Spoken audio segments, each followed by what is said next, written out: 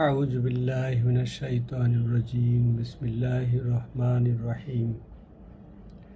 হযরত আনাস রাদিয়াল্লাহু আনহু থেকে বর্ণিত, তিনি বলেন, রাসূলুল্লাহ সাল্লাল্লাহু আলাইহি ওয়াসাল্লাম ইরশাদ করেছেন, কোনো মুসলমান এমন নেই যার ৩টি সন্তান বালেগ হবার পূর্বেই মারা যায় আর আল্লাহ তার রহমতের মাহাত্ম্য গুণে ওই সন্তানদের কারণে তাকে ভেস্তে প্রবেশ করাবেন না।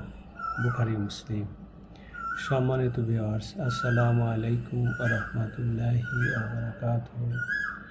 আজ ২১শে এপ্রিল ২০২৬ মঙ্গলবার, ৮ই বৈশাখ ১৪৩৩ বঙ্গাব্দ এবং ৩রা জিলকদ ১৪৪৭ হিজরি। আমি আপনাদের সামনে রিয়াদুস সালিহিনের ৩য় খণ্ড থেকে ৯৫৩ নম্বর হাদিসটি পাঠ করেছি। রাসূলুল্লাহ সাল্লাল্লাহু আলাইহি ওয়াসাল্লাম এই হাদিসে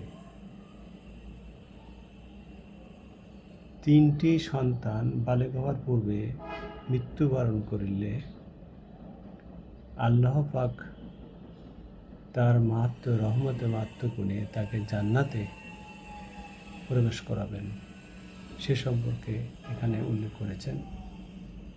আল্লাহ পাক আমাদেরকে এই ধরনের পরিস্থিতির মোকাবেলায় ধৈর্য ধরার এবং আল্লাহর উপর নির্ভর করার তৌফিক দিন।